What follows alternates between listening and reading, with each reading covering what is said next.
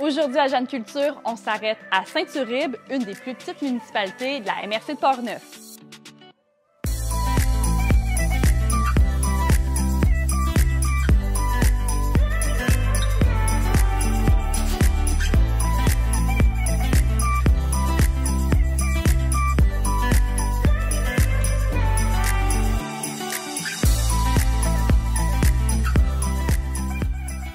Geneviève Désy, tu es une historienne de formation et tu m'as donné rendez-vous sur le bord de la tombe d'un de tes ancêtres. Tu es l'arrière-petite-fille de Léon Bélanger, un des pionniers de Saint-Uribe.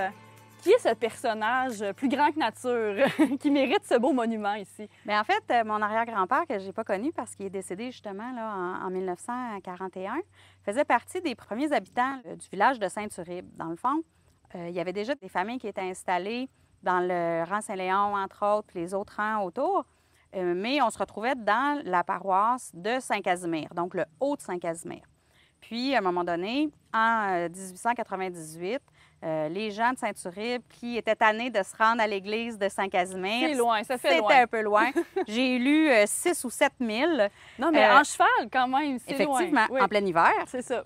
Donc, ont déposé une demande là, à l'archevêque de Québec pour créer là, leur propre paroisse. On disait Saint-Uribe de Grand-Bois à l'époque.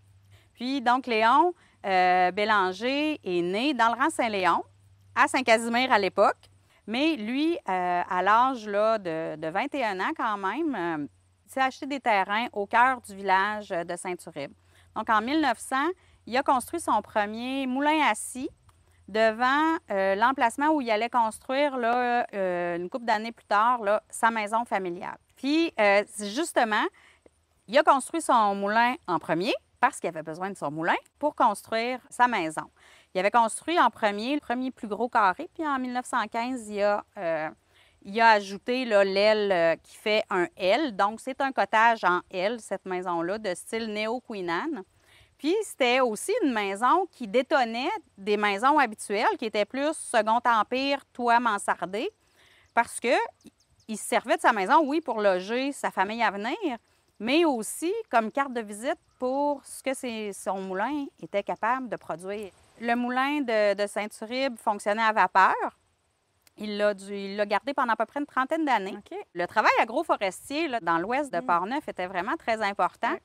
Puis, on développait des villages, des familles défrichaient leurs terres. Fait qu'il y avait besoin de moulins à scie pour construire leur maison.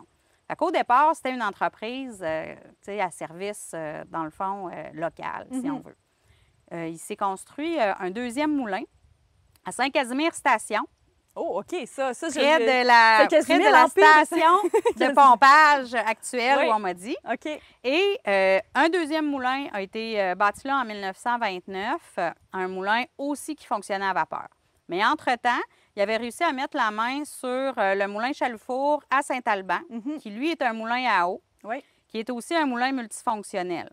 Donc, moulin à scie, moulin à farine, puis aussi moulin animal, mais aussi moulin à carde. Donc, toutes des entreprises pour servir les citoyens parce que les agriculteurs avaient besoin de faire moudre leurs grains et ils avaient besoin de faire carder leur laine pour finalement fabriquer leurs vêtements. Absolument, c'est vraiment un tout en un. Là. Donc, ce moulin-là, on avait creusé un canal pour dériver l'eau de la rivière Blanche et ce canal-là passe sous le moulin et actionne 3 turbines. 3 turbines pour chacun des moulins.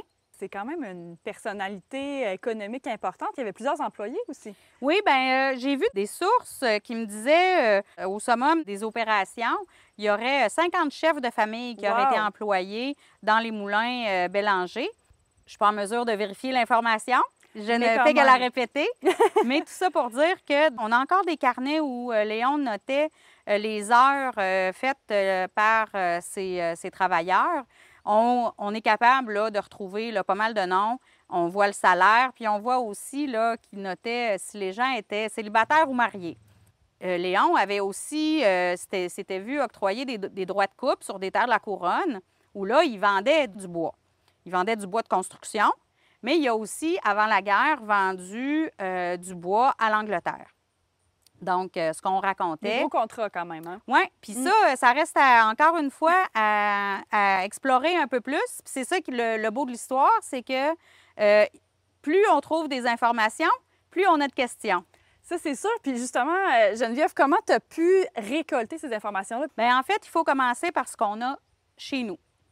C'est-à-dire dans nos albums photos, Photos de famille. dans nos boîtes en carton qui sont cachées dans les garde-robes. Il faut sortir l'information. Puis, il faut aussi écouter puis enregistrer les témoignages de ceux qui ont vécu ces périodes-là. On a eu la chance de pouvoir avoir accès aux documents du bureau de Léon. Donc, des carnets, des factures. On a des exemples de contrats de droits de coupe avec la compagnie Consolidated Paper, par exemple.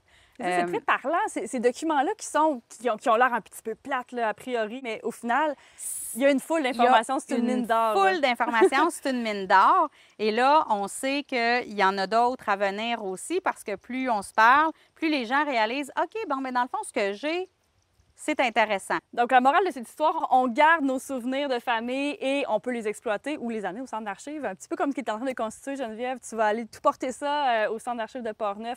Merci, Geneviève. Ça fait plaisir.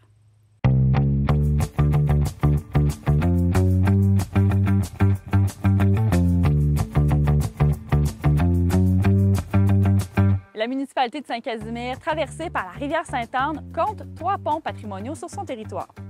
Un d'entre eux, le pont Gouin, doit son nom à Lomer Gouin, premier ministre du Québec de 1905 à 1920. Ce natif de Grondines est d'ailleurs député de Portneuf de 1908 à 1920. Fait cocasse, ce nom n'a jamais été officialisé par la Commission de toponymie du Québec, même s'il s'affiche fièrement juste ici. Selon la base de données patrimoniale de la MRC de Portneuf, ce pont a une valeur supérieure. Cela tient d'abord à son style. Il possède une structure de type Pratt, spécimen répandu en Amérique du Nord entre la fin du 19e siècle et les premières décennies du siècle suivant. Sa valeur réside aussi dans son histoire. Érigé en 1911 par le constructeur Tessier et Paquette, il remplace une structure plus ancienne qui occupe le même emplacement. De plus, il est dans un excellent état d'authenticité. Finalement, il traverse la rivière Sainte-Anne à un endroit qui offre des points de vue spectaculaires sur le village de Saint-Casimir. Ces ouvrages que nous utilisons souvent sans y penser font partie intégrante du paysage portneuvois et notre histoire. Ils méritent d'être préservés et mis en valeur.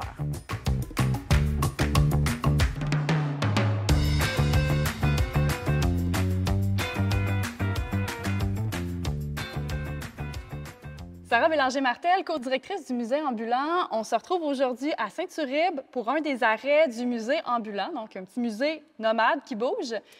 Dis-moi, qu'est-ce que le musée ambulant d'abord? Le musée ambulant, en fait, c'est une drôle de bébite. C'est un petit musée d'art, mais comme son nom le dit, on bouge. Fait qu'on est vraiment nomade. On n'a pas de lieu fixe où les gens peuvent venir nous visiter. Il faut vraiment inviter le musée chez soi, dans différents milieux, où est-ce que là, le musée va se déplacer avec des œuvres pour aller rencontrer les gens. Donc, le musée va se déplacer, par exemple, dans des garderies, des résidences pour aînés. On va aller voir des écoles francophones au Yukon. On va aller faire des festivals en Montérégie. On se promène comme ça un peu partout avec les œuvres de notre collection. Le musée propose aussi autre chose. Donc, on a des œuvres d'art visuel, de métiers d'art, mais aussi toute une expérience de médiation culturelle. Et là, ça, c'est peut-être un terme qu'on connaît moins. Est-ce que tu peux m'expliquer, en fait, qu'est-ce que ça consiste, cette médiation-là, au musée? Oui, en fait, au musée, on s'envisage un peu comme faisant des arts visuels, mais vivants. Puis ça, ce côté-là vivant, ce que ça veut dire, c'est qu'il y a toujours des humains, des humaines qui accompagnent la découverte des œuvres. Puis ils vont l'accompagner, pas nécessairement pour juste donner de l'information sur en quoi c'est fait ou qu'est-ce que l'artiste, c'est quoi son discours. La médiation, c'est vraiment là pour organiser, faciliter la rencontre avec les œuvres, la rendre plus accessible en quelque sorte. Nous, on fait ça beaucoup à travers le dialogue. Donc, on va avoir des médiatrices, des médiateurs qui vont aller voir les gens, qui vont discuter avec eux, qui vont en fait faire de cette expérience-là de rencontre quelque chose de collectif.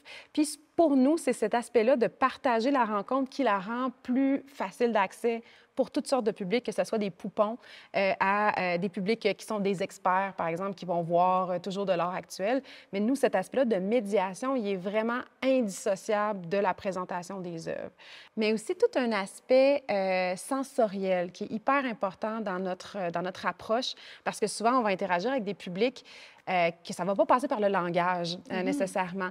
Donc, être capable de toucher les œuvres. Et là, ça, c'est quelque chose qu'on n'a pas le droit de faire à ce que généralement, généralement, les musées, c'est pas la règle, c'est de garder nos mains dans nos poches. C'est ça. Donc, on est dans un musée différent, là, quand même. La plupart des œuvres, soit le public peut les toucher délicatement, ou les médiatrices, les médiateurs vont pouvoir les manipuler devant le public pour vraiment faire un contact qui est super direct avec l'œuvre. Puis pour nous, ça aussi, ça participe à une forme d'accessibilité, de toucher de petites sculptures, d'écouter le son d'œuvres qu'on bouge, de sentir la douceur d'un matériau. Ça, c'est vraiment quelque chose qu'on partage aussi, puis c'est là qu'on arrive à créer quelque chose où il y a une vraie rencontre, à la fois avec les œuvres et autour des œuvres. Les gens qui travaillent dans notre équipe de médiation, ils font partie de l'expérience. Puis ils redécouvrent à chaque fois l'œuvre avec les différents publics, ce qui rend notre travail extrêmement intéressant parce qu'on revoit les œuvres complètement différemment à chaque fois. Puis je pense que le dernier aspect qui est important dans notre approche de médiation, c'est la portion création. Souvent, quand on propose des œuvres, en fait, toujours, il va y avoir une portion d'invitation à la création, jouer, par exemple, avec les médiums, même médium que ce que l'artiste a utilisé, ou explorer des enjeux qui sont similaires. Donc, vraiment que le public puisse utiliser la création comme espace pour rencontrer une pratique artistique, puis aussi, encore une fois, partager cette expérience-là avec notre équipe de médiation puis les autres personnes qui sont invitées. Et là, comme musée nomade, il y a beaucoup de défis, que ça vient, j'imagine, avec beaucoup de défis. Donc, le musée se promène, circule en camionnette. Comment ça fonctionne? Oui, bien, en fait, c'est des défis qui sont à chaque fois des nouvelles découvertes. Hein. Notre travail est beaucoup dans l'innovation parce que comme on se déplace dans des milieux, c'est jamais la même chose au même endroit. Non, même si c'est une école... Toutes les écoles sont différentes. Là. Puis on pense toujours nos tournées en fonction des milieux qu'on va visiter puis des gens qu'on va rencontrer. Donc, on monte nos projets en fonction d'un contexte. Par exemple, si on va dans une petite salle de garderie avec un petit groupe, bien, on n'a pas beaucoup d'espace. Tandis que si on occupe le gymnase d'une école primaire, bien là, on peut déployer toute une architecture mobile, par exemple, avec les petits chapiteaux où on va suspendre des œuvres. Mais on a toutes sortes de stratégies qu'on a développées avec les années pour faire un peu de muséologie invasive qu'on appelle. On adapte la présentation des œuvres à chaque fois, en fait. Puis on va le faire, ça aussi, dans l'objectif vraiment de rendre la rencontre agréable, confortable, inclusive. Donc ça, c'est vraiment un aspect là, qui est essentiel, mais qui est aussi une source d'innovation.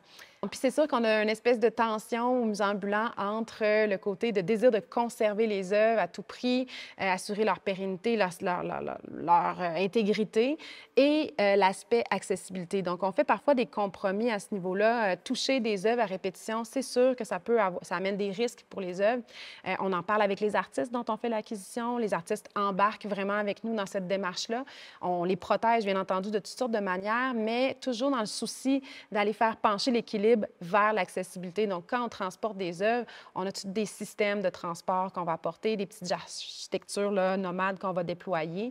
Mais c'est vraiment à chaque fois réinventer un petit musée qui est parfois sur la route, parfois on a déjà fait de l'aéroglisseur avec le musée ambulant. Wow. Donc, ça se déplace de toutes sortes de manières. Ben oui, puis c'est des expériences incroyables, j'imagine, pour l'équipe. Et là, si on veut voir le musée ambulant, on surveille les chapiteaux? C'est une façon de nous spotter. On peut nous voir comme ça, effectivement. On utilise beaucoup les médias sociaux pour annoncer nos tournées. On fait parfois des tournées dans des milieux qui ne sont pas ouverts là, au public, mais on fait beaucoup de festivals, beaucoup de fêtes communautaires. On se promène un peu partout, donc les gens peuvent surveiller ça, puis on annonce là, quand on a des opportunités de venir nous visiter. Bien, merci Sarah. Donc, ça vaut la peine de surveiller, le rayer et aller rencontrer l'équipe du musée ambulant. Merci beaucoup. Ça fait plaisir.